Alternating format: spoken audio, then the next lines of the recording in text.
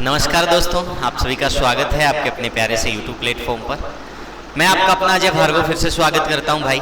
जैसा कि आप सभी को ज्ञात है, हम 4 यूनिट पढ़ चुके हैं रूरल मार्केटिंग की, यानी कि ग्रामीण विपणन को लेकर। आज हम 5वीं यूनिट के बारे में डिस्कस करेंगे। फिर एक यूनिट हमारी पेंडिंग रह जाएगी और हमारा रूरल मार्केटिंग कंप्लीट हो जाएगा। फिर हमने डिजास्टर मैनेजमेंट पहले किया, फिर उसके बाद इन्वायरमेंटल स्टडीज किया, उसके बाद अब हमने रूरल मार्केटिंग कर लिया। इसके तुरंत बाद जो अगला रहेगा वो हरियाणा इकोनॉमी रहेगा या इंश्योरेंस, उसको मैं स्टार्ट कराऊंगा। और पूरा का पूरा प्रयास रहेगा कि भाई आपको सारा जो नया सिलेबस आया है ग्रुप 56 या 57 में, वो मैं आपको फ्री ऑफ कॉस्ट करवाऊं इसी यूट्यूब प्लेटफॉर्म के ऊपर। तो जो नया साथी हमारे साथ जुड़ा है वो एक बार इस यूट्यूब चैनल को सब्सक्राइब जरूर कर लेगा। चलो भाई, अब सेशन की शुरुआत करते हैं। तो देखिएगा आज की जो यूनिट है, यूनिट का नाम क्या है। तो सबसे पहले आपको बता देता हूं भाई, रूरल मार्केटिंग यानी कि ग्रामीण विपणन, इस बारे में हम पढ़ रहे हैं। और आज हमारी यूनिट स्टार्ट हो रही है, यूनिट नंबर 5। यूनिट कौन सी है भाई? Unit number 5। और यूनिट का नाम क्या है? यूनिट का नाम है rural marketing, rural marketing mix, यानी कि ग्रामीण विपणन मिश्रण। ग्रामीण विपणन मिश्रण, जो ये ग्रामीण विपणन मिश्रण है भाई, ये ग्रामीण विपणन के अंदर एक बहुत अहम रोल अदा करता है। और इसके बारे में आज हम जानेंगे ये होता क्या है। हम रूरल मार्केटिंग के बारे में पढ़ चुके हैं कंप्लीट, उसके बाद हमने कंज्यूमर बिहेवियर भी अलग से पढ़ लिया। सारी चीजें लगभग हम पढ़ चुके हैं। ग्रामीण रूरल इन्वायरमेंट हमने पढ़ लिया, ठीक है। तो लगभग 4 यूनिट हमारी कंप्लीट हो चुकी है, 5वीं यूनिट चली हुई है। आज हम इस विषय में पढ़ेंगे कि ग्रामीण विपणन मिश्रण होता क्या है। तो देखो, ये वर्ड जो है ग्रामीण, मैं आपको पहले भी कह चुका हूं, इसके बारे में हम सब लोग जानते हैं क्योंकि हमारा परिवेश क्या है, ग्रामीण है, ठीक है भाई। अब बात आ जाती है विपणन मिश्रण, इसको विपणन सम्मिश्र भी बोला जाता है, ठीक है भाई। तो सबसे पहले हम क्या जानेंगे? हम जानेंगे कि विपणन मिश्रण क्या होता है, मार्केटिंग मिक्सचर क्या होता है। तो देखिएगा मार्केटिंग मिक्सचर की डेफिनेशन, ध्यान से देखिएगा। विपणन मिश्रण का अर्थ, यानी कि मीनिंग ऑफ मार्केटिंग मिक्स, विपणन के क्षेत्र में सफलता प्राप्त करने के लिए विपणनकर्ता या फिर कोई कंपनी द्वारा विपणन की विभिन्न नीतियों का जो सम्मिश्रण बनाया जाता है उसे विपणन मिश्रण कहते हैं। उसको क्या कहते हैं भाई? मार्केटिंग मिक्स कहते हैं। यानी कि कोई भी विक्रय, ये कह सकते हैं भाई विपणनकर्ता या फिर कोई भी कंपनी विपणन के क्षेत्र में सफलता प्राप्त करने के लिए जो नीतियां प्रयोग करती है और उन नीतियों का जो मिश्रण होता है उसी को क्या कहा जाता है? उसको मार्केटिंग मिक्स कहा जाता है, उसको विपणन सम्मिश्र या विपणन मिश्रण कहा जाता है। और इसका जन्मदाता किसको माना जाता है? जेम्स कुलिटिन को इसका जन्मदाता माना जाता है। तो यहां से निकल के आ गया भाई कि विपणन मिश्रण क्या होता है। तो विपणन मिश्रण का अगर हमें पता चल गया तो इतना सा तो आप भी समझदार हो। यही वर्ड सिर्फ यहां पर क्या लिखना पड़ेगा हमें? अगर हम यहां पे ग्रामीण वर्ड लिख देते हैं तो फिर वो क्या हो जाएगा भाई? उसमें ग्रामीण उपभोक्ताओं के अनुसार होगा विपणन, और उसमें सफलता प्राप्त करने के लिए जो नीतियां होगी और उस नीतियों का जो मिश्रण होगा उसी को फिर हम क्या कह देंगे? रूरल मार्केटिंग मिक्स कह देंगे। तो एक बार तो हमने ये समझ लिया भाई, यानी विपणन, जो विपणन है उसके क्षेत्र में सफलता चाहिए, उसके लिए कंपनियां विपणनकर्ता क्या करते हैं? विभिन्न नीतियों का प्रयोग करते हैं। उन्हीं नीतियों का जो सम्मिश्रण है, जो मिश्रण है, वही क्या कहलाता है? मार्केटिंग मिक्स कहलाता है। इसका जनक या जन्मदाता किसको माना जाता है? जेम्स कुलिटन को माना जाता है इसका जन्मदाता। इसमें 4 समूह या 4 तत्व होते हैं, उनके बारे में भी आज हम जानेंगे। तो सबसे पहले एक बार इसको नोट कर लीजिए भाई सभी विद्यार्थी, फिर देखते हैं इसकी परिभाषा विभिन्न विद्वानों के द्वारा किस प्रकार से दी गई है, तो वो हम देख लेते हैं। तो मैकॉर्थी के अनुसार क्या है? विपणन मिश्रण 4 तत्वों का एक पुलिंदा है जिसमें उत्पाद, मूल्य, संवर्धन तथा वितरण तत्व होते हैं। फिलिप कोटलर के अनुसार क्या है? एक फर्म का लक्ष्य है अपने विपणन चरों के लिए सर्वोत्तम व्यवस्था को ढूंढना है। यह व्यवस्था विपणन मिश्रण कहलाती है। यानी हम यहाँ पर 2 विद्वानों की परिभाषाओं को पढ़ रहे हैं, जिसमें मैकॉर्थी ने क्या कहा कि विपणन मिश्रण क्या होता है?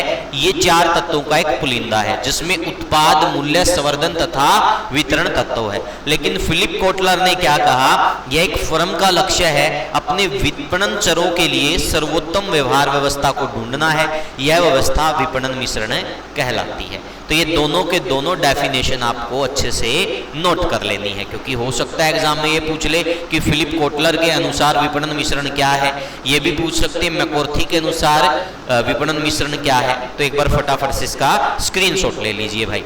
अब यहाँ पर देखो 4 तत्वों की बात आई है, वो हम जानेंगे भाई वो कौन कौन से हैं। एक बार फटाफट से इसका स्क्रीनशॉट लेंगे। चलो भाई आगे बढ़ते हैं। जो 4 तत्व होते हैं या 4 समूह होते हैं उनको हम जानेंगे भाई अभी। वो कौन कौन से होते हैं? वो होते हैं भाई 4P। वो क्या होते हैं? 4P। तो आपको ये पता होना चाहिए 4P से क्या बनेगा यहाँ पर? Product, price, promotion, place. Product, price, promotion, place.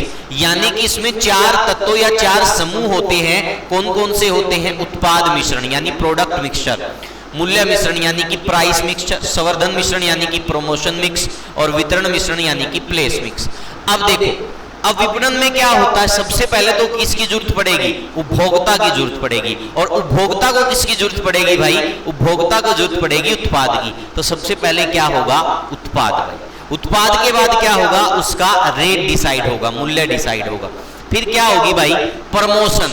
Promotion यानी कि ऐड देवांगे, तो हम हमारे से लगा लो भाई, ठीक है। अब हम क्या करेंगे? एक प्रकार से जितनी भी इंस्टीट्यूट अकेडमी है वो क्या कर रही है भाई? वो क्या कर रही है? ऐड तो दे रही, प्रचार प्रसार तो कर रही है, तो फिर वो भी इसी में आ जाएगा। और फिर आता है वितरण मिश्रण यानी कि प्लेस मिक्सचर। भाई जो उत्पाद बनेगा उस उत्पाद का स्टॉक कहाँ होगा, उसको डिस्ट्रीब्यूट कैसे किया जाएगा, वो सारी चीजें फिर इसमें आ जाएंगी। तो ये क्या होते हैं? इसके 4 समूह होते हैं, और इस दौरान जिन नीतियों का प्रयोग किया जाता है उन नीतियों का जो मिश्रण है वही क्या कहलाता है? वही कहलाता है विपणन मिश्रण। और ये कितने इसमें P होते हैं? किस अवधारणा पर काम करता है? 4P की अवधारणा पर काम करता है। और 4P की अवधारणा क्या है? Product, price, promotion, place. Product, price, promotion, place. समझ में आ गया भाई? चलो यहां तक सारी चीजें क्लियर है भाई, किसी को कोई दिक्कत तो नहीं? समझ में आ गया? चलो उसके बाद देखते हैं भाई। अब आता है रूरल मार्केटिंग मिक्स यानी कि ग्रामीण विपणन मिश्रण क्या होता है। मैंने आपको कहा था हम सिर्फ ग्रामीण वर्ड ऐड कर देंगे।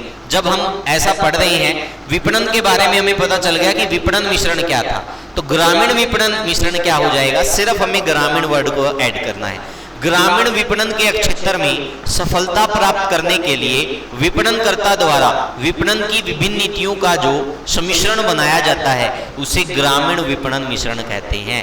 यानी कि वो क्या कहलाता है? ग्रामीण विपणन मिश्रण कहलाता है।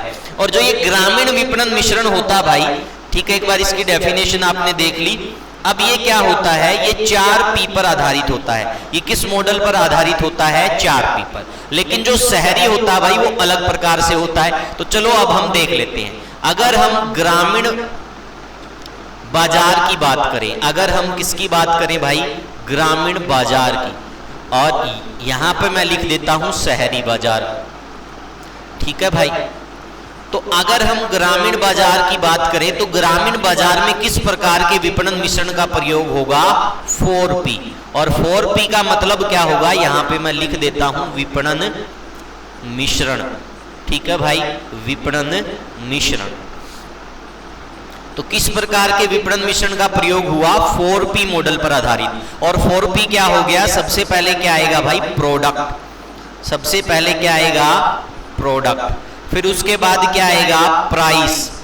प्राइस के बाद क्या आएगा? प्लेस। प्लेस के बाद क्या आएगा? प्रमोशन। तो समझ में आ गया?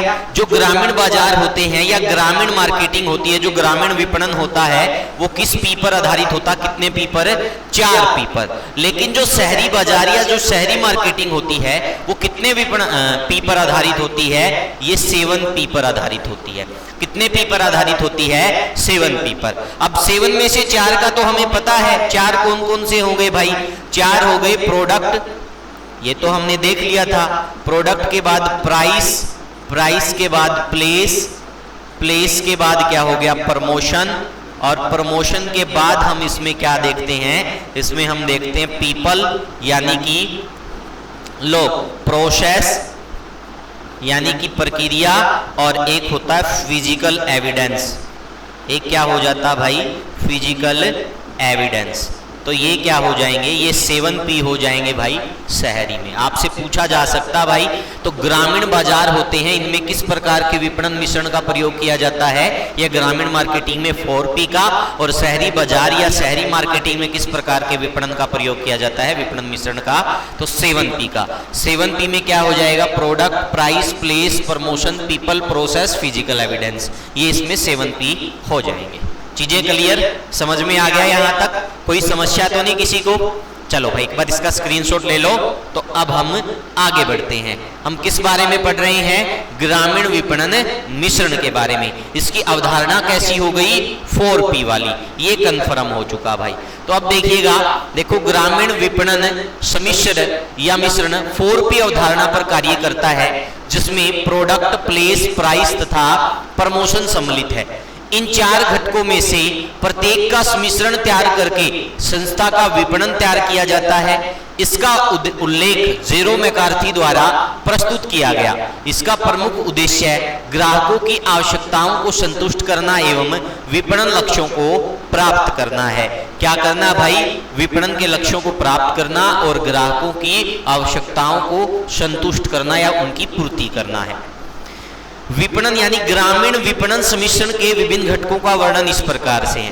प्रोडक्ट क्या है, उत्पाद क्या है, तो मैंने आपको बताया था कोई भी ऐसी वस्तु जो किसी उपभोक्ता की क्या करती है भाई, आवश्यकताओं की पूर्ति करती है, वही क्या है, उत्पाद है, प्रोडक्ट है। तो देखिएगा, उत्पाद से तात्पर्य विक्रय के लिए तैयार की गई वस्तु अथवा सेवा से है, जिससे इसके विभिन्न गुण जैसे आकार, पैकेजिंग, लेबल, ब्रांड आदि भी शामिल है। ठीक है भाई, तो ये क्या होता है, ये उत्पाद होता है, यानी कि प्रोडक्ट होता है।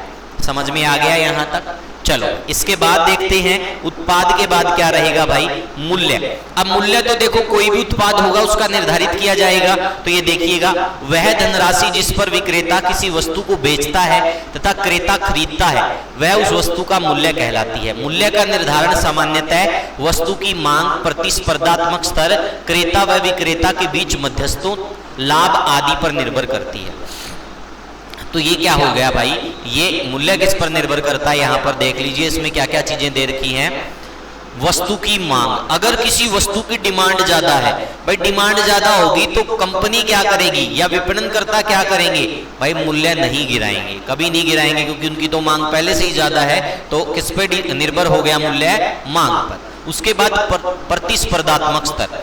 अब मान लो कि कोई चीज है भाई, अब मान लो ये मान के चलो भाई, आज के दिन आप एप्लीकेशन पर कोर्स लेने से ही देख लो, पहले एप्लीकेशन पे कोर्स 5-5, 10-10 हजार के मिलते थे भाई, ठीक है, ऑनलाइन पढ़ाई में। लेकिन जैसे जैसे प्रतिस्पर्धा बढ़ी तो 51 रुपए, 5 रुपए, 25 रुपए, 30 रुपए में भी कोर्स भी मिलने लगे। तो इसका मतलब क्या हुआ, मूल्य प्रभावित हुआ कि नहीं हुआ? तो ये हो गया उसका एग्जाम्पल। क्रेता व विक्रेता के बीच मध्यस्थों।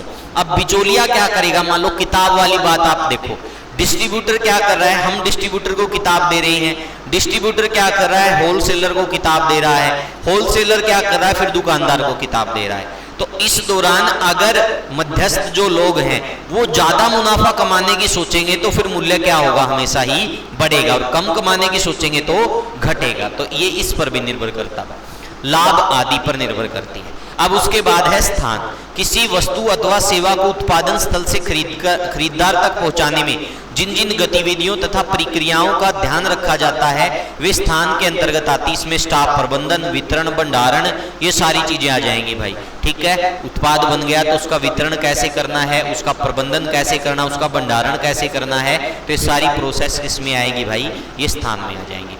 फिर आता है संवर्धन यानी कि प्रमोशन।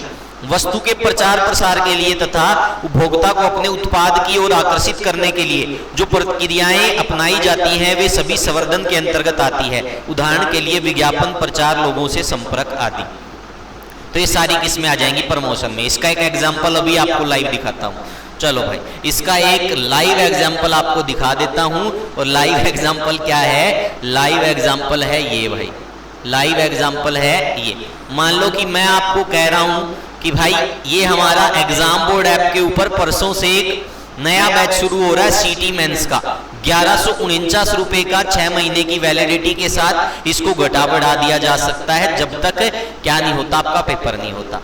तो ये 1149 रुपए में मिलेगा। आपको इस नंबर पर क्या करना भाई, 88,038 28,000, इस नंबर पे आपको कॉल करके क्या लेनी है, इंक्वायरी लेनी है या पूछना है कब से स्टार्ट हो रहा है। 2-3 दिन बाद स्टार्ट हो रहा है, ऐप ठीक हो चुकी है, अपडेट बाकी, उसका अपडेट होते ही इसको स्टार्ट कर देंगे। तो ये मैं क्या कर रहा हूँ, प्रमोशन किस माध्यम से कर रहा हूँ, यहाँ लाइव आकर मीडिया के माध्यम। तो ये प्रमोशन का एग्जाम्पल है, समझ गए भाई। किताब की जो हम ऐड करते हैं वो भी क्या हो गया, प्रमोशन का माध्यम हो गया। अब इससे आगे देखते हैं भाई, देखो 4P से 4C की अवधारणा, ये मोस्ट इंपोर्टेंट क्वेश्चन है भाई। आपसे एग्जामिनर क्या पूछ सकता है कि रूरल मार्केटिंग मिक्सचर में 4C से आप क्या समझते हो। तो 4C क्या हो गया, customer needs and wants, cost to the customer, convenience और कम्युनिकेशन। तो ये 4C क्या हो गए भाई, 4C की फुल फॉर्म पूछी जा सकती है आपसे, मोस्ट इंपोर्टेंट है। 4P का आपको पता भाई, अब 4P से हम 4C में कन्वर्ट कर रहे हैं, और ये अवधारणा का प्रतिपादन किया था भाई रॉबर्ट लोटरबॉर्न ने।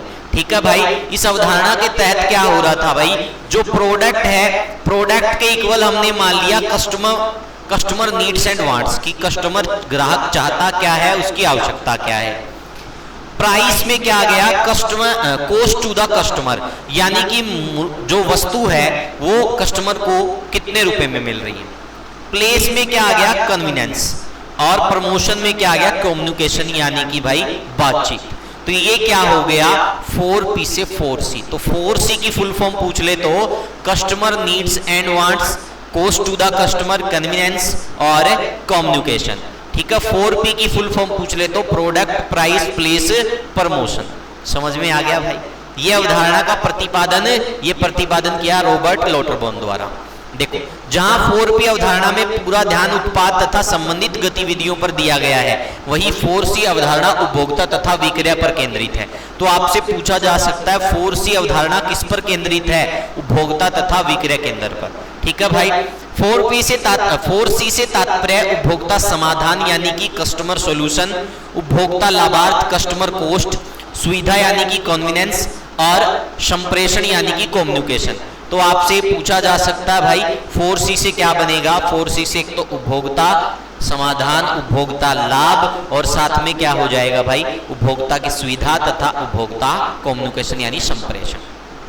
इसके अनुसार वर्तमान समय में वही संस्था सफलता प्राप्त करती है जो कि उपभोक्ता को सुविधाजनक रूप से न्यूनतम लागत पर उत्पाद उपलब्ध कराती है तथा उचित संप्रेषण माध्यम स्थापित कर उसकी समस्याओं का समाधान भी करती है। तो चीजें क्लियर भाई, समझ में आ गया होगा। तो ये सारी चीजें आप लोगों के सामने है। 4P क्या है, 4C क्या है, इनकी फुल फॉर्म पूछ सकते हैं, आपसे ये भी पूछ सकते हैं 4C का मतलब है, तो ये आ जाएगा, 4 ऑप्शन में दे देंगे भाई इनमें से, या इनमें से एक हटा के पूछ लेंगे। तो इस प्रकार से आपसे कोई भी प्रश्न पूछा जा सकता है।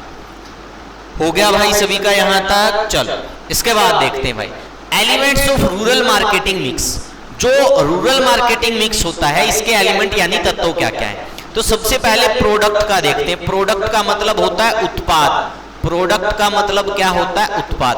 तो उत्पाद में हम मुख्यतः क्या पढ़ेंगे, प्रोडक्ट प्लानिंग, कि प्रोडक्ट का नियोजन किस प्रकार से करना है, इसके डेवलपमेंट, विकास किस प्रकार से करना है, प्रोडक्ट को डिजाइन किस प्रकार से करना है, क्वालिटी किस प्रकार की हमें देनी है, ब्रांडिंग कैसे करनी है भाई, लेबलिंग कैसे करनी है, वारंटी कैसे देंगे हम भाई, और आफ्टर सेल सर्विस यानी उसके बाद हम उसको क्या सुविधा दे रहे हैं। अब मान लो प्लानिंग में क्या हो रहा है, उपभोक्ता की आवश्यकताओं को देखा जा रहा है और उसी आधार पर उत्पाद तैयार किया जा रहा है। उसका रंग, साइज, कलर जो भी है वो उपभोक्ता के अनुसार होगा, तो वो पूरी की पूरी प्रोसेस क्या है, उसका मूल्य तक भी इसके अनुसार होगा, तो वो प्लानिंग है यानी नियोजन है। डेवलपमेंट, उसका विकास हम कैसे कर रहे हैं। डिजाइन, अब प्रोडक्ट का डिजाइन कैसे होना चाहिए, ग्रामीण उपभोक्ता के अनुसार होना चाहिए। क्वालिटी, जो ग्रामीण उपभोक्ता उनको टिकाऊ क्वालिटी वाली वस्तुएं चाहिए, यानी कि जो लंबा चले, टिकाऊ हो, सॉलिड हो, तो इस प्रकार की वस्तुएं होनी चाहिए। ब्रांडिंग, ब्रांड पर ज्यादा ध्यान नहीं देते लेकिन टिकाऊ चीजें होनी चाहिए, तो हमें उस तरफ ध्यान देना होगा। लेबलिंग, उस पर लेबल होने चाहिए भाई, किस प्रकार से लेबलिंग करते हैं ना, सारी चीजें लगाने, इसकी कंपोजिशन वगैरह, लोगो वगैरह सब इसमें आएगा। वारंटी, अब गांव में क्या होता भाई, वारंटी के ऊपर, गांव हो या शहर हो, वारंटी के ऊपर ज्यादा फोकस करता उपभोक्ता कि मुझे कम से कम 2-3 साल की वारंटी तो मिले। अब एसी खरीदना है, 1 साल की गारंटी तो चाहिए। अगर एक तरफ कोई गारंटी दे रहा है और एक तरफ कोई गारंटी नहीं दे रहा, तो हम किसको प्रेफर करेंगे? जो गारंटी दे रहा है उसी को प्रेफर करेंगे। आफ्टर सेल सर्विस, अब मान लो कि भाई एसी वाले क्या करते हैं, 1 साल तक भाई अगर कोई दिक्कत आ गई एसी में तो हम आपको फ्री ऑफ कॉस्ट उस एसी को ठीक करेंगे। तो वो क्या होता है? After sales service. ये चीजें इसमें रहेंगी। प्राइस में क्या रहेगा? कॉस्ट ऑफ प्रोडक्ट, कि हमें क्या करना होगा? मूल्य का निर्धारण करना होगा। ठीक है। पॉलिसीज, उसके लिए नीतियां क्या क्या होनी चाहिए भाई। ऑब्जेक्टिव, उद्देश्य क्या क्या होने चाहिए एक प्रकार से। टर्म ऑफ क्रेडिट, ये कह सकते हैं भाई ऋण दे देंगे हम गांव में तो ज्यादा विक्रय बढ़ेगा, तो टर्म ऑफ क्रेडिट किस में आ जाएगा? ऋण में। कंपेटिटिव प्राइस, प्रतिस्पर्धात्मक प्राइस, भाई 2 प्रोडक्ट के बीच में प्रतिस्पर्धा होगी तो हमें मूल्य कम करना पड़ेगा, डिस्काउंट ऑफर देना पड़ेगा, डिस्काउंट छूट देनी पड़ेगी। ठीक है भाई। तो ये इस प्रकार की सारी चीजें प्राइस में आएंगी। प्लेस में ट्रांसपोर्टेशन, वेयर हाउसिंग, यानी ट्रांसपोर्टेशन क्या हो गया? चीजों को इधर से उधर भेजना, वेयर हाउसिंग भंडारण में इकट्ठा करना, तो ये सारी चीजें इसमें आएंगी भाई। फिजिकल डिस्ट्रीब्यूशन हो गया, चैनल कवरेज हो गया, स्टोरेज हो गया, होलसेलिंग, रिटेलिंग। प्रमोशन में क्या आएगी? Advertisement, personal selling, sales promotion. तो सारे के सारी जो प्रमोशन के जितने भी कार्य करेंगे वो प्रमोशन में आएंगे। तो सबसे पहले हम ग्रामीण, रूरल कह सकते हैं भाई, रूरल मार्केटिंग मिक्स के एलिमेंट जो हैं उसमें हम प्रोडक्ट के ऊपर पढ़ेंगे कि प्रोडक्ट मिश्रण क्या होता है। ग्रामीण प्रोडक्ट मिश्रण यानी कि रूरल प्रोडक्ट मिक्सचर, ये क्या होता है और इसके ये तत्व हैं, इनके बारे में थोड़ा थोड़ा पढ़ेंगे क्योंकि प्रोडक्ट प्लानिंग आपसे पूछा गया है सिलेबस के अंदर। तो सबसे पहले देखते हैं भाई ये होता क्या। ग्रामीण उत्पाद मिश्रण यानी कि रूरल प्रोडक्ट मिक्सचर क्या होता है। उत्पाद सभी विपणन क्रियाओं का केंद्र बिंदु होता है। यह 4P का पहला मिश्रण है भाई। उत्पाद वह है जो अपने उपभोक्ता की इच्छा या आवश्यकता को पूरा करने के लिए प्रस्तुत किया जाता है। उत्पाद से विपर्याय की सभी भौतिक तथा अभौतिक विशेषताओं से लिया जाता है। उत्पाद का आकार, शैली, डिजाइन, गुणवत्ता, रंग, ब्रांड, लेबल, पैकेजिंग तथा विक्रय सेवाएं इत्यादि। ठीक है भाई। उत्पाद मिश्रण में उत्पाद विभेद, प्रमाणीकरण, श्रेणीकरण, उत्पाद श्रृंखला आदि को भी शामिल किया गया। यानी उत्पाद के बारे में तो हम पहले भी पढ़ चुके थे कि उत्पाद क्या है भाई, प्रोडक्ट क्या है, तो वही बात आ गई। इसमें सारी चीजें आएंगी, उत्पाद का आकार, डिजाइन, सारी चीजें। अब इसमें पहला एलिमेंट हमारा क्या था? हमारा पहला एलिमेंट था प्रोडक्ट प्लानिंग। पहला एलिमेंट क्या था हमारा? प्रोडक्ट प्लानिंग यानी कि उत्पाद नियोजन। पहला क्या था भाई हमारा एलिमेंट तत्व? इसमें पहला तत्व था उत्पाद नियोजन। अब उत्पाद नियोजन देखते हैं क्या होता है। इसकी डेफिनेशन बहुत इंपॉर्टेंट है, इसको नोट कर लेना। सफल ग्रामीण विपणन सफल उत्पाद पर निर्भर करता है जो कि ग्रामीण उपभोक्ताओं की आवश्यकताओं के अनुरूप हो। आधुनिक विपणन विचारधारा में उपभोक्ता संतुष्टि सर्वोपरि है। अतः बाजार अनुसंधान के द्वारा या विपणनकर्ता के द्वारा ग्रामीण उपभोक्ताओं की आवश्यकताओं का पता लगाकर उत्पाद के प्रकार, स्टाइल, डिजाइन, आकार, रंग आदि के बारे में निर्णय लेना उत्पाद नियोजन कहलाता है। तो ये क्या कहलाता है भाई? ये कहलाता है उत्पाद नियोजन। मोस्ट इंपोर्टेंट है भाई, ये डेफिनेशन आपको पता होनी चाहिए। क्या है इसका मतलब? देखो, बाजार अनुसंधान या फिर विपणनकर्ता या फिर कंपनी क्या करे भाई?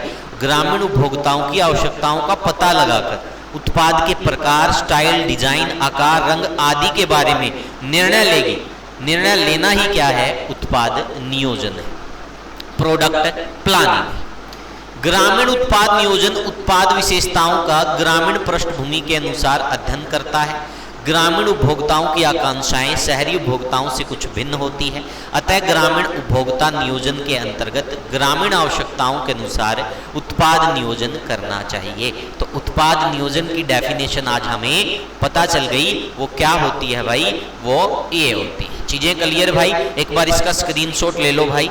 यहां से जो प्रश्न बन सकते थे मैं सारे कवर करवा रहा हूं। इसके बाद हम देखेंगे ग्रामीण उत्पाद विकास क्या है। देखो, ग्रामीण उत्पाद विकास, ये चीजें आ कहां से रही है? ये हो गया हमारा, ये प्रोडक्ट प्लानिंग था। अब प्रोडक्ट डेवलपमेंट आएगा। तो प्रोडक्ट डेवलपमेंट देखते हैं क्या होता है। उत्पाद विकास उत्पाद विकास जीवन चक्र का पहला चरण है भाई। यह उत्पाद बाजार का विश्लेषण करने और एक योजना तैयार करने के बारे में है। यह एक अवधारणा को एक विपणन उत्पाद में बदलने की प्रक्रिया है। आपसे पूछा जा सकता है कि एक अवधारणा को विपणन उत्पाद में बदलने की प्रक्रिया को क्या कहा जाता है, तो उसको उत्पाद विकास कहा जाता है और उसी को हम ग्रामीण उत्पाद विकास भी कहेंगे। उत्पाद विकास प्रक्रिया एक विचार से शुरू होता है, लेकिन मूल्य निर्धारण की रणनीति, स्थिति और विपणन और वितरण पहलुओं जैसे विकास के तकनीकी पहलुओं के साथ समाप्त होता है। तो आपको पता होना चाहिए शुरू कहाँ से होता है और समाप्त कहाँ पर होता है। तो ये सारी प्रोसेस क्या आएगी भाई, ये ग्रामीण उत्पाद विकास में आएगी, यानी कि rural product development, rural product development. तो ये हमारा कौन सा एलिमेंट था, ये हमारा सेकंड एलिमेंट था। किसका सेकंड एलिमेंट था, प्रोडक्ट का भाई, प्रोडक्ट मिक्सचर का। चलो इससे आगे देखते हैं भाई, ग्रामीण उत्पाद डिजाइन। अब प्लानिंग शुरू में आई, फिर हमने डेवलपमेंट के बारे में पढ़ा, फिर हमारा एलिमेंट क्या था, डिजाइन के बारे में। अब देखिएगा, डिजाइन क्षेत्र के रूप में उत्पाद डिजाइन में उपभोक्ताओं द्वारा उपयोग किए जाने वाले उत्पादों का डिजाइन करना या बनाना शामिल है। भाई डिजाइन जो भी होगा कोई भी प्रोडक्ट का, वो किसके अनुसार होना चाहिए, उपभोक्ता के अनुसार होना चाहिए, ठीक है। और जब ग्रामीण उत्पाद डिजाइन की बात है तो ग्रामीण उपभोक्ताओं के अनुसार होना चाहिए। इस प्रकार कुछ भी डिजाइन करते समय एक उत्पाद डिजाइनर को यह सुनिश्चित करने की आवश्यकता होती है कि डिजाइन किया जा रहा उत्पाद उपयोग करने में आसान और सुरक्षित हो। तो ये क्या हो गया, ये हो गया ग्रामीण प्रोडक्ट डिजाइन। समझ में आ गया भाई, रूरल प्रोडक्ट डिजाइन। इसके बाद देखिएगा, उत्पाद गुणवत्ता क्या होती, क्वालिटी क्या होती है। अब देखो, बताने की इसमें कोई ऐसी बात नहीं होती, सारी बातों का आपको पता है, ठीक है। अब क्वालिटी क्या होगी, गुणवत्ता, चीजें सॉलिड होनी चाहिए, ब्रांडेड होनी चाहिए, हम ये कह सकते हैं। तो ये सब इसमें आएगा। देखो, उत्पाद की गुणवत्ता उसके डिजाइन, कारीगरी, पैकेजिंग, उत्पादन प्रक्रिया तथा उत्पाद को बनाने के लिए प्रयोग की गई सामग्री पर निर्भर करती है। उत्पादों की गुणवत्ता का संबंध उसके रंग, रूप, आकार, वजन, स्वाद, पैकेजिंग आदि अन्य विशेषताओं से होता है भाई। समझ में आ गया, चीजें क्लियर भाई। उसके बाद देखिएगा, ग्रामीण उपभोक्ताओं के लिए गुणवत्ता का अर्थ टिकाऊपन है। मैंने पहले ही बता दिया था कि ग्रामीण उपभोक्ता क्या कर रहा है भाई, उसके लिए गुणवत्ता यानी क्वालिटी का मतलब क्या है, सॉलिड चीज होनी चाहिए, जितना वो पैसा लगा रहा है उतना वो उसके काम आनी चाहिए, टिकाऊपन, ठीक है भाई। ड्यूरेबिलिटी, न्यूनतम मुरम्मत यानी कि कम से कम उसको दोबारा रिपेयर करवाया जाए भाई, ऐसी होनी चाहिए, ठीक है।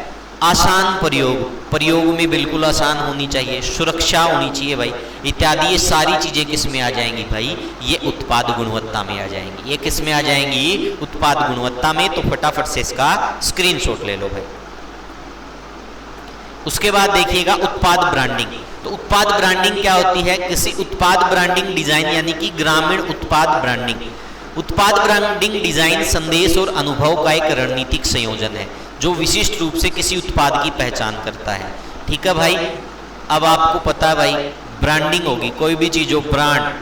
अब हर एक किसी का जो बिजनेस होता है, ठीक है भाई, वो प्रत्येक व्यक्ति चाहता है कि मेरा नाम, मेरा ब्रांड एकदम चमके।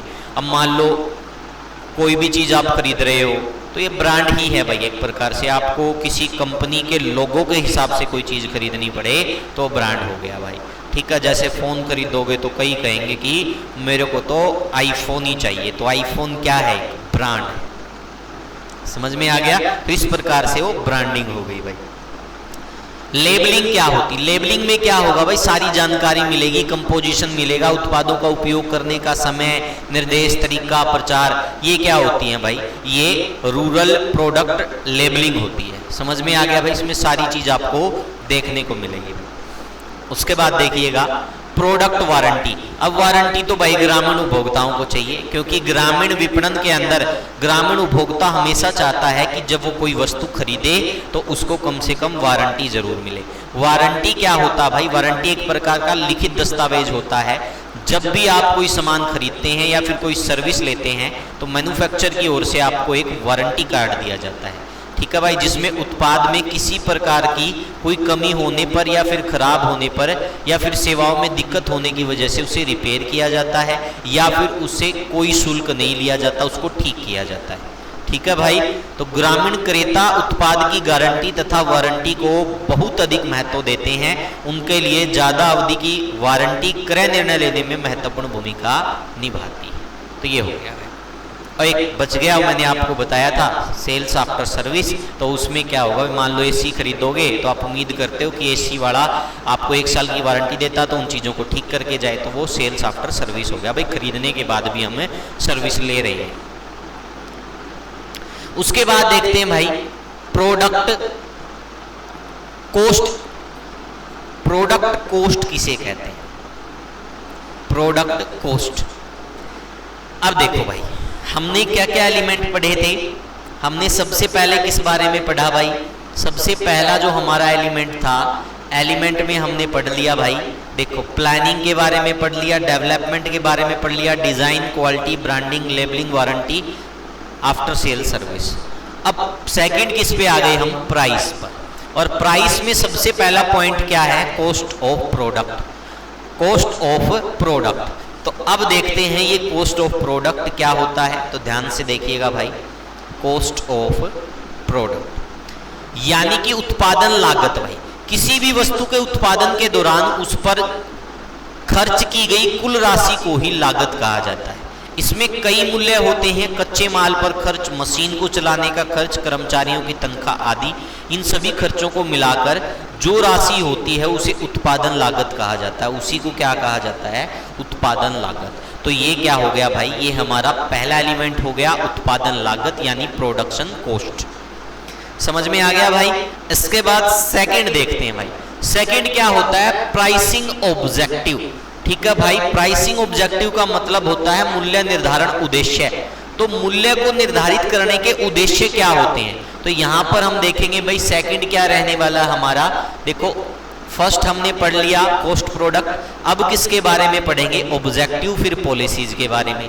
तो अब देखते हैं भाई प्राइस ऑब्जेक्टिव क्या होता है, यानी कि मूल्य निर्धारण उद्देश्य क्या होता है।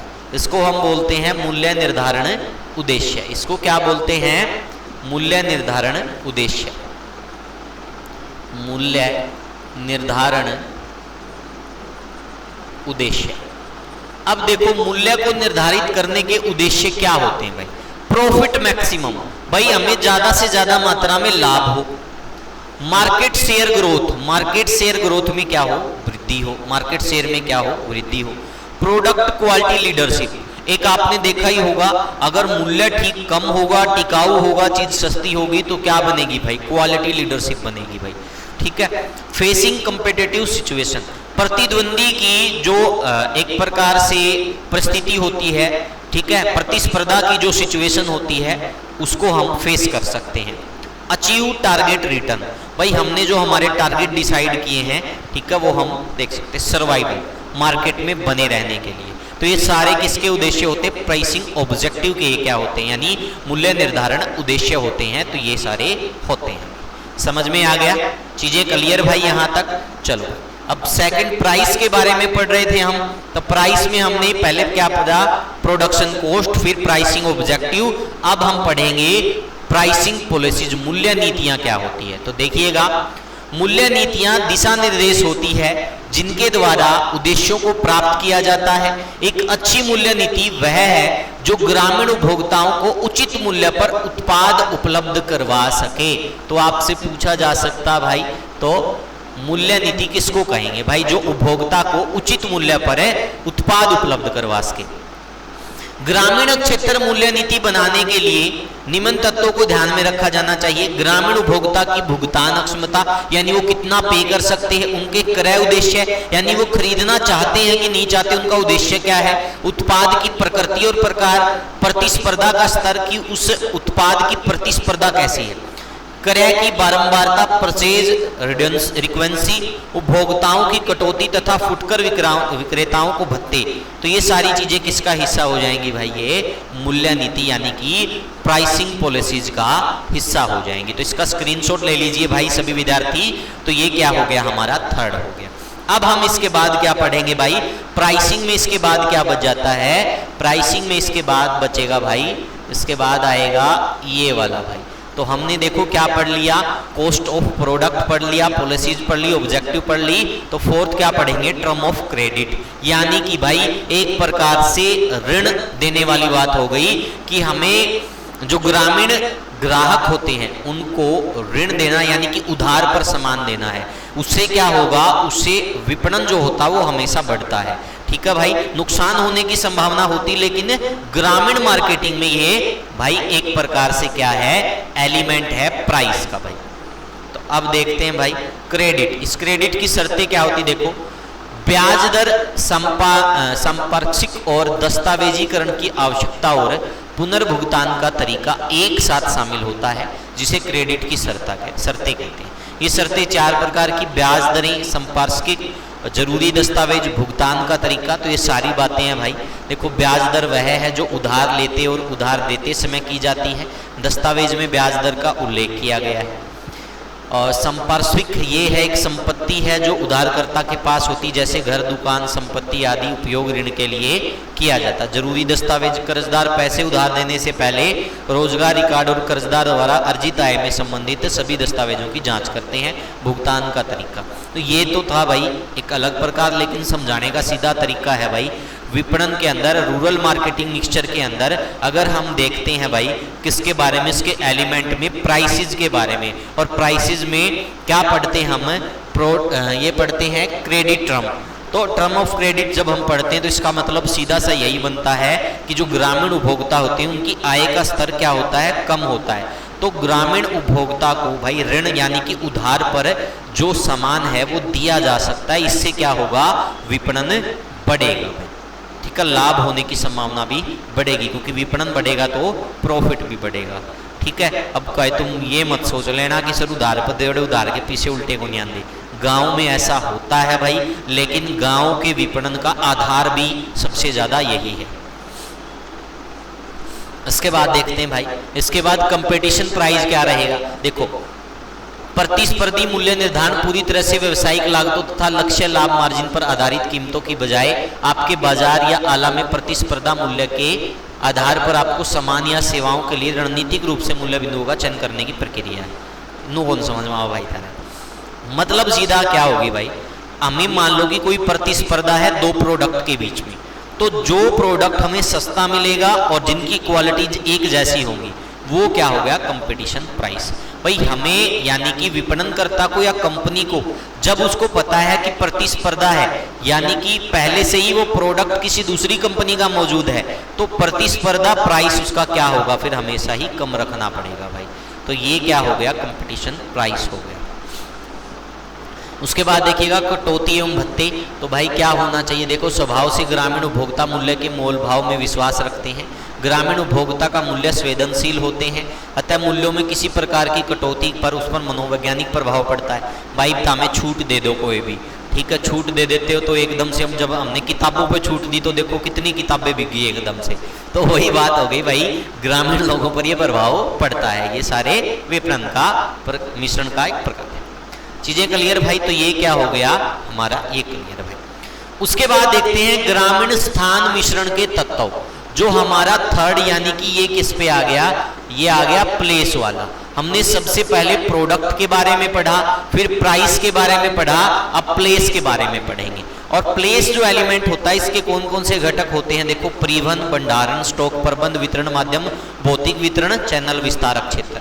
तो परिवहन क्या होना चाहिए भाई, गाड़ी तो होनी चाहिए, यानी कि ट्रांसपोर्टेशन बिल्कुल अच्छे से होना चाहिए, ठीक है भाई।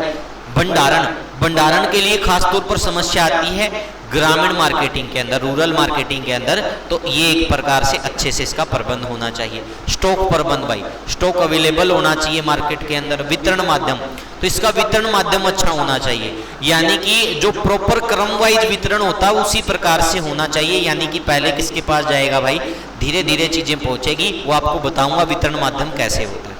भौतिक वितरण भाई, चैनल विस्तार, तो ये सारे किसके पार्ट है भाई, ये ग्रामीण स्थान मिश्रण के तत्व। ये किसके होंगे भाई, ये हो गए इसके तत्व भाई। देखिएगा ध्यान से, देखो transportation, warehouse, distribution, physical distribution, channel coverage, distribution area, storage, wholesaling, retailing, ये सारे किस में आ जाएंगे, ये प्लेस में आ जाएंगे। और हम इसके बारे में सारा बता दिया कि ये कॉमन ही चीज़ें होती हैं, तो इस प्रकार से ये होगा। अब देखिएगा भाई, अब मैं आपको बताने वाला हूँ जो ये डिस्ट्रीब्यूशन चैनल होता है, वितरण माध्यम होता है, ये किस प्रकार से होता है। आपको एक मॉडल बताता हूँ, उस मॉडल के हिसाब से देखिएगा भाई। जो वितरण माध्यम होता है वो ये रहता है। देखो कंपनी यानी इससे सीधा देखो किसके पास आएगा, डिस्ट्रीब्यूटर के पास। ये रूरल मार्केटिंग है भाई, ये रूरल में होगा। ये किस में होगा भाई, ये रूरल में होगा। और ये किस में होगा, ये अर्बन में होगा। ये किससे होगा, अर्बन में होगा। तो सबसे पहले देखो किसके पास आया, डिस्ट्रीब्यूटर। डिस्ट्रीब्यूटर से किसके पास गया, सब डिस्ट्रीब्यूटर। सब डिस्ट्रीब्यूटर से और साथ में किसके पास गया, होलसेलर के पास। फिर इससे किसके पास गया, रिटेलर। इसी से आप क्या करोगे, सामान खरीदोगे। और यहाँ पर भी क्या हो गया, रिटेलर भाई। तो ये किसका होता है, जो ये चैनल होता है, ये वाला चैनल, ये चैनल किसका होता है, ये चैनल होता है भाई रूरल का। ये चैनल किसका होता है, रूरल डिस्ट्रीब्यूशन का। यानी रूरल डिस्ट्रीब्यूशन किस प्रकार से होगा, ग्रामीण में इस प्रकार से, और शहरी में किस प्रकार से होगा, शहरी में ये इस प्रकार से होगा। यहाँ पर डिस्ट्रीब्यूटर के बाद सीधा क्या आ रहा है, होलसेलर आ रहा है, या फिर डायरेक्ट रिटेलर के पास भी जा रहा है। समझ में आ गया। तो ये चैनल किसका है, रूरल का। वो चैनल किसका है, अर्बन का। एफएमसीजी कंपनीज है, उसका क्या है, एक डिस्ट्रीब्यूशन का मॉडल है। एफएमसीजी क्या होता है, फास्ट मूविंग कंज्यूमर गुड्स। ठीक है भाई।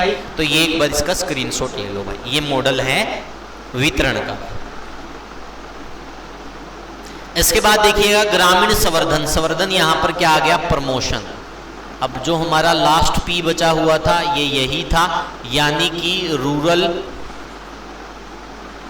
Rural promotion mixture. तो इसमें क्या क्या आएगा भाई, व्यक्तिगत विक्रय।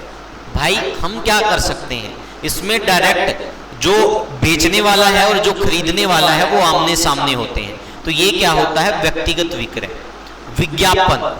विज्ञापन का मतलब क्या हो गया, हमें अपने अगर कोई भी उत्पाद को बेचना है तो हम प्रमोशन मिक्सचर के तहत उसमें जो विज्ञापन डलवाते हैं अखबारों के अंदर या किसी और माध्यम से, तो वो किसका पार्ट बन जाएगा, वो प्रमोशन मिक्सचर का पार्ट बन जाएगा। विक्रय संवर्धन, प्राइस रिलेटेड प्रमोशन करना भाई।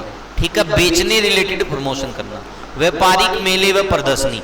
भाई हम मेले व प्रदर्शनी लगाकर भी क्या कर सकते हैं, हमारा प्रमोशन कर सकते हैं, तो वो भी इसी का पार्ट है। जनसंपर्क, लोगों से डायरेक्ट मिल सकते हैं प्रदर्शन करके। कम मूल्य प्रस्ताव, यानी कि लोगों को क्या करेंगे भाई, कम मूल्य यानी ऑफर दे दिया, या तो ये कह देंगे भाई इस पे छूट दे दिया, या हमने प्राइस को आज घटा के दिवाली पे कम कर दिया। तो ये किस में आ जाएगा, इसमें। वितरक उपहार, साथ में गिफ्ट देकर, अब कहते हैं एक के साथ एक फ्री, तो इस प्रकार ये सारी चीजें किस में आ जाएंगी भाई, ये सारी आ जाएंगी रूरल प्रमोशन मिक्सचर में। तो ये था भाई सारा का सारा क्या था, ये रूरल मार्केटिंग मिक्सचर था। ये कंप्लीट क्या था, रूरल मार्केटिंग मिक्सचर भाई। तो अब देखो इसमें हमने इन चीजों को पढ़ लिया, advertisement, personal selling, sales promotion, public relation, fair, dealer aids, sales, displays, सारी चीजें आ गई। तो ये भी हमारा कंप्लीट। तो 4P हो गया complete, product, price, place, price. तो ये क्या बन गया, 4P। समझ में आ गया भाई, चीजें क्लियर, कोई दिक्कत तो नहीं। चल इसके बाद देखते हैं भाई, इसके बाद क्या बच जाता, शायद 1-2 पॉइंट और रह गया है, ये और देख लेते हैं भाई। उसके बाद आपको बता देता हूं ग्रामीण विपणन मिश्रण को प्रभावित करने वाले कुछ मुख्य अनियंत्रित तत्व, यानी अनकंट्रोलेबल। ग्रामीण विपणन मिश्रण को प्रभावित करने वाले अनियंत्रित तत्व कौन कौन से होते हैं। उपभोक्ताओं का व्यवहार। ये भाई तुमने बेरा होगा, उपभोक्ता बहुत सारी जगह क्या करता है, उपभोक्ताओं का व्यवहार बहुत मायने रखता है भाई। उपभोक्ताओं का व्यवहार कैसा, वो किस प्रकार की चीजों को लेना पसंद करते हैं, क्या क्या चीजें। प्रतिस्पर्धाओं का व्यवहार। भाई प्रतिस्पर्धा भी क्या होगी भाई, अगर मान लो प्रतिस्पर्धा हो गई तो पहले क्या हुआ, देखो 5,000 रुपए का कोर्स बेचा भाई, शुरुआत में एक बंदा था, प्रतिस्पर्धा आते ही इसने कर दिया 2,000 का, तीसरा बंदा आते ही उसने कर दिया 1,000 का, चौथा बंदा आते ही उसने कर दिया 599 का, पांचवा बंदा आते ही उसने कर दिया कुल 99 का। तो इसका मतलब ये किसको प्रभावित कर रहे हैं, ये विपणन मिश्रण यानी रूरल मार्केटिंग मिक्सचर को क्या कर रहे हैं, प्रभावित कर रहे हैं। एग्जाम्पल के तौर पे बताया था। तो इसमें क्या हो रहा भाई, नियंत्रण तो नहीं है ना किसी के पास भी, प्रतिस्पर्धा बनी हुई है। तो ये क्या है, अनियंत्रित क्या हो गए भाई, अनियंत्रित वो हो गए विपणन मिश्रण को प्रभावित करने वाले तत्व। अन्य तत्व भी बहुत सारे हो सकते हैं। मध्यस्थों का व्यवहार, मध्यस्थ कौन कौन से होंगे, होलसेलर होगा, डिस्ट्रीब्यूटर होगा। तो अब मैंने आपको बताया था अगर वो ज़्यादा पैसे कमाने की सोचेगा तो भाई उसके व्यवहार पे भी निर्भर करता है और ये उसी के ऊपर निर्भर करता है। अगर वो बीच में बहुत ज़्यादा पैसे कमाएगा तो चीज़ें महंगी जाएगी, फिर समस्या खड़ी होगी भाई, पब्लिक को और महंगी मिलेगी।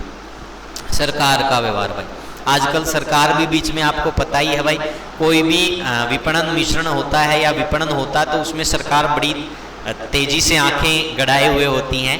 तो बीच में कोई टैक्स लगा दिया या कुछ और कर दिया, कुछ एक्टिविटी में भाई ये कह दिया महंगाई ज़्यादा, इसका प्राइस इससे ज़्यादा नहीं होना चाहिए। तो इस प्रकार की चीज़ों में क्या हो जाएगी, सरकार का व्यवहार भी मायने रखता। तो ये अनियंत्रित तत्व है ग्रामीण विपणन मिश्रण को प्रभावित करने वाले। उसके बाद देखिएगा ग्रामीण विपणन मिश्रण को प्रभावित करने वाले नियंत्रित तत्व कौन कौन से हैं। उत्पाद नीति जो हमने देख लिया था, ब्रांड नीति, पैकेजिंग भाई, ये सारी चीजें क्या करेंगे, तो आप कंपनी के हाथ में होती है सारी चीजें, तो ये नियंत्रित की जा सकती है।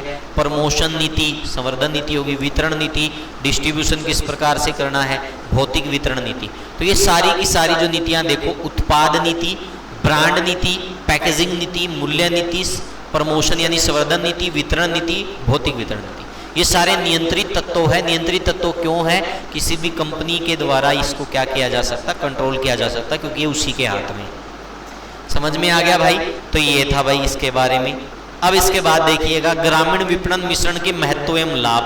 तो ये सारे महत्व एवं लाभ है, ग्रामीण उपभोक्ताओं के केंद्र बिंदु के रूप में है, विपणन कार्यक्रम का महत्वपूर्ण उपकरण है, संचार में सुविधा, आश्रित तत्वों की जानकारी, संसाधनों का उचित प्रयोग, लोचपूर्ण अवधारणा। ये सारे किसके होंगे भाई, महत्व और लाभ होंगे। इसके बाद देखिएगा ग्रामीण विपणन मिश्रण के 4A।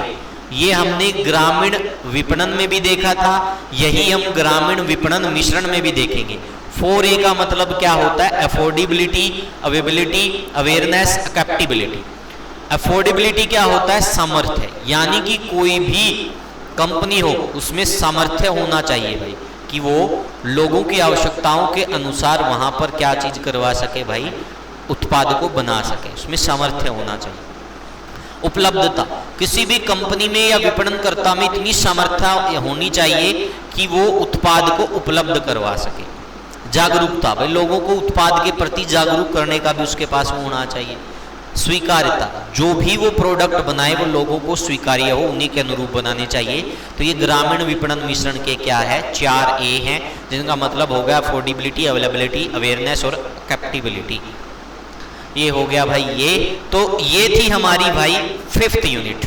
रूरल मार्केटिंग की 5 यूनिट मैंने करवा दी, सिंगल यूनिट बची हुई है रूरल मार्केटिंग स्ट्रेटेजीज, यानी ग्रामीण विपणन रणनीतियां। उसमें हम डिस्ट्रीब्यूशन चैनल भी देखेंगे दोबारा से अच्छे तरीके से।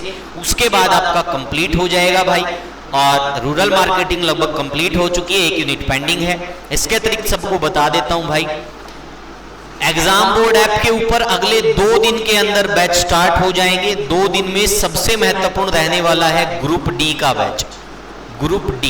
ग्रुप डी का बैच है 999 रुपए का मिलेगा भाई, ठीक है। इसमें कंप्लीट सिलेबस मिलेगा फुल डिटेल के साथ। इसके बाद सीईटी मेंस का रहेगा 1125 रुपए का, जिसको भी लेना है। उसके बाद आपको बता देता हूं हरियाणा जीके का मिलेगा 399 रुपए का, ये रहेगा 399 का।